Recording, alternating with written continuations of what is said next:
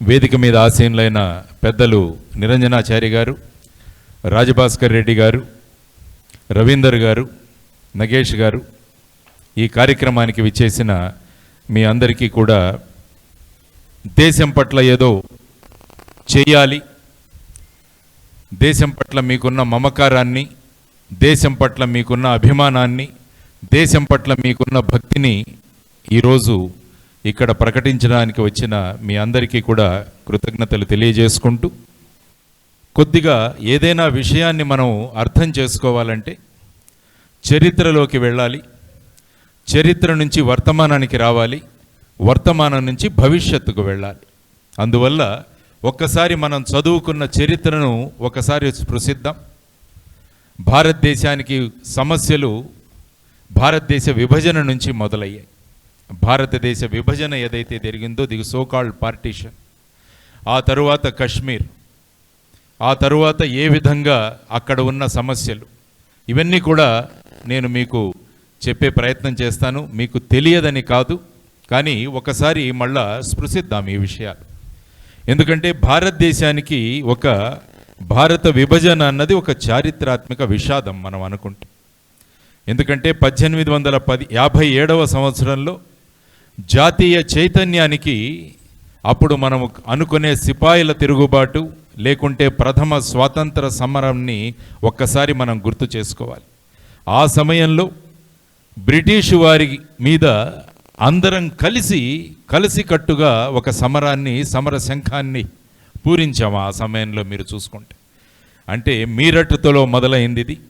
ఆ తర్వాత మీరు చూసుకుంటే కాన్పూర్ కావచ్చు, ఆ తర్వాత ఝాన్సీ కావచ్చు, ఇలా రకరకాల ప్రాంతంలో ఈ విధంగా బ్రిటిష్ వాళ్ళు మన దేశానికి వచ్చి మనల్ని బానిసలుగా చూస్తూ మన దగ్గర ఉన్న ఆర్థిక వనరుల్ని వారు తీసుకువెళుతూ ఉంటే, ఏదైనా చెయ్యాలి అన్న తపనతో అనేక ప్రాంతాలలో ఉన్నవారు ఏకతాటితో వచ్చి ఈ బ్రిటిష్ రాజ్యాన్ని, బ్రిటిష్ కంపెనీని, అప్పుడు ఇంకా బ్రిటిష్ రాజ్యం ఏర్పడలేదు, ఇంకా బ్రిటిష్ ఒక కంపెనీగానే ఉంది, ఈస్ట్ ఇండియా కంపెనీ, వారిని ఏదైనా చెయ్యాలన్న భావనలతో వారందరూ కూడా ముందుకు వచ్చారు. ఇందులో ముఖ్యంగా మీరు చూసుకుంటే నానాసాహెబ్ కావచ్చు, ఝాన్సీ లక్ష్మి కావచ్చు, మంగళ్ పాండే కావచ్చు, రకరకాల వ్యక్తులు వారికున్న పరిలో వాళ్లకున్న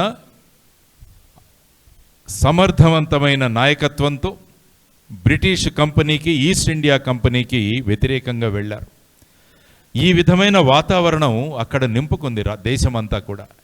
కానీ ఏదైనా ఇటువంటి వాతావరణానికి ఒక చిన్న స్పార్క్ కావాలి. ఆ స్పార్క్ అన్నది ఏమైందంటే, బ్రిటిష్ వాళ్ళు మన దేశం మీద ఎన్ఫీల్డ్ అనే ఆయుధాలు, వాళ్ళు తుపాకులు తెచ్చి ఈ తుపాకులతో భారతదేశాన్ని వశపరుచుకోవడానికి వాళ్ళు ప్రయత్నం చేస్తుంటే, ఎంతోమంది భారతీయులు బ్రిటిష్ సైన్యంలో కూడా ఉన్నారు. వారు ఆ కాలంలో తెచ్చిన కార్ట్రిడ్జెస్ అంటే తూటాలు, ఆ తూటాలలో వాళ్ళు జంతువుల యొక్క కొవ్వును దానిలో ప్రయోగించడం జరిగింది. ఈ విషయం ఒక స్పార్క్ లాగా వెలిగింది. దానిలో ముఖ్యంగా వాళ్ళు అనడం ఏంటంటే, యానిమల్ ఫ్యాట్, ఏదైతే యానిమల్ ఫ్యాట్ ఉందో దాన్ని ఉపయోగిస్తున్నారని, అంటే మనం అత్యంత పవిత్రంగా కొలిచే మన గోమాత యొక్క అందులో ఉన్న ఫ్యాట్ను ఉపయోగిస్తున్నారని, అదేవిధంగా ఇందులో పిగ్ అంటే పంది యొక్క కొవ్వు కూడా ఉపయోగిస్తున్నారని తెలిసిన తరువాత అక్కడ ఎప్పుడూ కూడా మనం మతాలు జాతులు చూసుకోలేదప్పుడు. భారతదేశం అంతా కలిసి స్పందించి ఒక ప్రయత్నం జరిగింది. దాన్నే మనం ప్రథమ స్వాతంత్ర సంగ్రామం అని వీర సావర్కర్ గారు దానికి పేరు పెట్టారు. తర్వాత this is the first war of independence, first independence moment అన్నది అక్కడ మొదలైంది. ఆ తరువాత మీకు తెలుసు, అక్కడక్కడ జరిగిన సంఘటన వల్ల అత్యంత బలోపేతమైన ఈస్ట్ ఇండియా కంపెనీ వాళ్ళు భారతదేశంలో జరిగిన ఈ మొదటి స్వాతంత్ర సంగ్రామాన్ని అణచివేశారు. కానీ వారిలో ఒక భయం పుట్టుకుంది. భారతదేశంలో ఎక్కడో మనకు వ్యతిరేకంగా ఉద్యమం మొదలైంది అన్న ఒక భావన చేసి ఈస్ట్ ఇండియా కంపెనీని మూసేసి వాళ్ళు బ్రిటిష్ రాజును తీసుకొచ్చారు ఇక్కడ. ఆ తరువాత మనకు విభేదాలు సృష్టించడం అన్నది ప్రధానంగా వాళ్ళు మొదలుపెట్టారు. కాబట్టి ఇది అంకురార్పణ జరిగింది. భారతదేశంలో ప్రజలను విభజించడం, పాలించే తత్వానికి మొదటి స్వాతంత్ర సంగ్రామం 1857 సంవత్సరం తర్వాత మొదలైన విషయం. ఆ తరువాత 1885 సంవత్సరంలో కాంగ్రెస్ పార్టీ ఆవిర్భవించింది. ఆ తరువాత ముఖ్యంగా ఇక్కడ విభజనకు బీజాలు నాటినవాడు సర్ సయ్యద్ అహ్మద్. ఆయన భారతదేశంలో ప్రజలను విభజించడానికి అలీగఢ్ ఉద్యమాన్ని ప్రారంభించి ఆ తరువాత క్రమక్రమంగా ముస్లింల వేర్పాటువాదానికి ప్రారంభం చేసింది సర్ సయ్యద్ అహ్మద్. ఆ తరువాత బ్రిటిష్ వాళ్ళు ఇంతకుముందు మనం చర్చించినట్టు విభజించు పాలించు అన్నదానికి మతం ఆధారంగా 1905 సంవత్సరంలో బెంగాల్ను విభజించారు. అప్పుడు మళ్ళా ప్రజలు మతాలుగా విడిపోయారు. ఆ తరువాత 1906 సంవత్సరంలో ముస్లిం లీగ్ స్థాపన జరిగింది. ఆ తర్వాత 1909 సంవత్సరంలో మార్లే మింటో రిఫార్మ్స్ అన్నవి తీసుకొచ్చి ముస్లింలకు సపరేట్గా వాళ్ళ ఎలక్టరేట్ సృష్టించి వాళ్ళ ప్రతినిధులను వాళ్లే ఎన్నుకునే విధంగా మొట్టమొదటిసారి భారతదేశంలో ఈ విధంగా కమ్యూనల్ భావాలతో ఎలక్షన్స్ వాళ్ళు నిర్వహించారు. ఆ తర్వాత సహకార ఉద్యమం అంటే అసహకార ఉద్యమం అన్నది మొదలైంది గాంధీ గారి నాయకత్వంలో. ఆ తర్వాత చౌరీ సంఘటనలతో దాన్ని నిలిపివేయడం జరిగింది. ఆ తరువాత భారతదేశంలో మత ఘర్షణలు మొదలయ్యాయి. మహమ్మద్ అలీ జిన్నా 2 దేశాల సిద్ధాంతాన్ని తీసుకురావడం జరిగింది. ఆ తరువాత 1942లో క్విట్ ఇండియా ఉద్యమం, ఆ తర్వాత డైరెక్ట్ యాక్షన్ అని ఈ 2 మొదలయ్యి ఫైనల్గా భారతదేశాన్ని మతం ఆధారంగా 1947 సంవత్సరంలో విభజించడం జరిగింది. ఇది ఒక విభజన యొక్క చరిత్ర. ఎందుకంటే ఈ విభజన అన్నది ఇప్పటికీ కూడా మనకు అనేకమైన సమస్యలను తీసుకొచ్చింది. అందుకనే డాక్టర్ బాబాసాహెబ్ అంబేద్కర్ గారు అన్నారు పార్టీషన్ గురించి. పార్టీషన్ చేయాలంటే పూర్తిగా పార్టీషన్ చేయాలి. ఈ అర్థవంతమైన ఈ మిడిల్ పార్టీషన్ ఏదైతే జరిగిందో దానివల్ల సమస్యలు ఇలాగే భారతదేశానికి ఉంటాయని ఆయన ఎప్పుడో చెప్పారు. దానికి మనం ఈరోజు కూడా అనుభవిస్తున్నాము. ఆ విధంగా పూర్తి పార్టీషన్ జరగకపోవడం వల్ల అన్నది మనం గమనించాల్సిన ఒక విషయం. ఇది పార్టీషన్ గురించి ఒక క్లుప్తంగా ఏ విధంగా జరిగింది, ఏ కారణాల వల్ల భారతదేశం ఈ విధంగా విభజనకు గురి అయింది. ఆ తరువాత ఆ కాలంలో ముఖ్యంగా కశ్మీర్ గురించి మాట్లాడుకోవాల్సిన అవసరం ఉంది మనం. ఎందుకంటే అప్పుడు సుమారుగా 560 ప్రిన్స్లీ స్టేట్స్ ఉండేవి మనకి. వాటన్నిటికీ కూడా ఏమని నిర్ణయించారంటే మీరు పాకిస్తాన్లో వెళ్ళవచ్చు, లేకుంటే భారతదేశంలో ఉండవచ్చు, లేకుంటే తటస్థంగా ఉండవచ్చు అని నిర్ణయించడం జరిగింది. కానీ చాలామంది ప్రిన్స్లీ స్టేట్స్ ఏవైతే ఉన్నాయో వాళ్ళ నిర్ణయాలు వాళ్ళు తీసుకున్నారు. కానీ భారతదేశంలో 3 ఈ సంస్థలు ఏవైతే ఉన్నాయో, సంస్థానాలు ఏవైతే ఉన్నాయో అవి నిర్ణయం తీసుకోకుండా మిగిలిపోయాయి. ఒకటి జునాగఢ్, రెండవది హైదరాబాదు, మూడవది కశ్మీర్. ఆ తర్వాత మీకు తెలుసు జునాగఢ్లో ఏమైంది, తర్వాత హైదరాబాదులో ఏమైంది. భారతదేశాన్ని ఒక దేశంగా కలిపి తయారు చేసిన మహానుభావుడు సర్దార్ వల్లభాయ్ పటేల్. ఆయన గురించి కూడా మనం మాట్లాడుకోవాలి. లోహ పురుషుడు ఆయన. భారతదేశాన్ని ఈ విధంగా మనం చేస్తే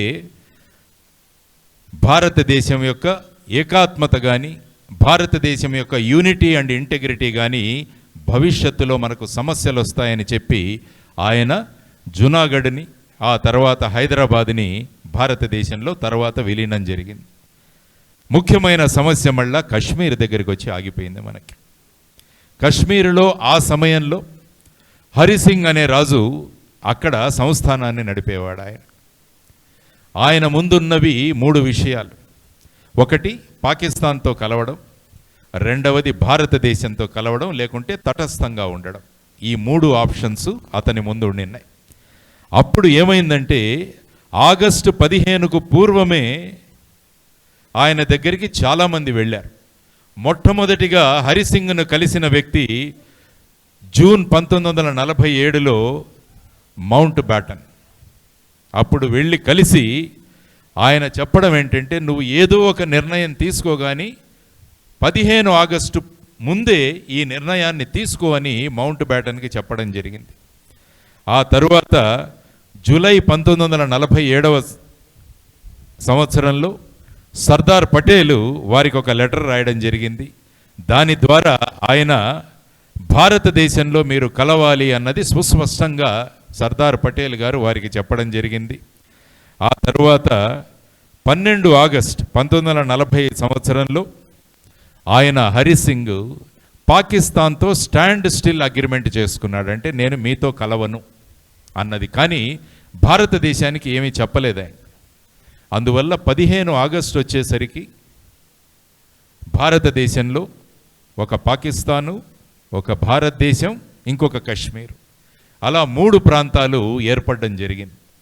ఆ తరువాత అక్టోబరు నెలలో పాకిస్తాన్ సైన్యం అక్కడ ఉన్న స్థానిక గిరిజనులతో వాళ్లను ప్రోత్సహించి కశ్మీరు ప్రాంతాన్ని ఆక్యుపై చేయడానికి రావడం, ఆ తర్వాత హరిసింగ్ భారతదేశంలో నేను కలిసి ఉంటాను అని వారు చెప్పడం, ఆ తరువాత మన భారతదేశ సైన్యాలు అక్కడికి వెళ్ళి వాళ్లను కొంత భాగానికి, అంటే శ్రీనగరు ఈ పరిసర ప్రాంతం నుంచి వాళ్లను ముందుకు నెట్టేసి ఒక ప్రాంతానికి వెళ్ళిన తరువాత ఈ మొత్తం విషయాన్ని నెహ్రూ గారు అప్పుడు మనం యునైటెడ్ నేషన్కు తీసుకువెళదామన్నది ఒక నిర్ణయం తీసుకున్నారు ఆయన. దానితో ఇప్పుడు ఏదైతే పాక్ ఆక్రమిత కాశ్మీర్ అని మాట్లాడుతున్నామో అక్కడికి ఆగిపోయింది. కాబట్టి అనేక మంది చర్చ ఏంటంటే, ఆ సమయంలో గనక పాకిస్తాన్లో సైన్యాలను వీటన్నిటినీ కూడా మనం వెనక్కి తొక్కేసుంటే ఈ పిఓకే అన్న సమస్య వచ్చేది కాదు అన్నది ప్రధానంగా మనం గమనించాల్సిన విషయం. ఎందుకంటే కొన్ని నిర్ణయాలు చారిత్రక తప్పిదాలు అవుతాయి. ఆ తప్పిదాల యొక్క ఫలితం మనం అనేక సంవత్సరాలు అనుభవించాల్సి వస్తుంది అన్నది మనం నేర్చుకోవాలి. అందుకంటే దీని నుంచి రాజకీయ నాయకులు నేర్చుకోవాల్సింది ఏంటంటే, ఎప్పుడూ కూడా దూరదృష్టి ఉండాలి అన్నది చాలా అవసరం.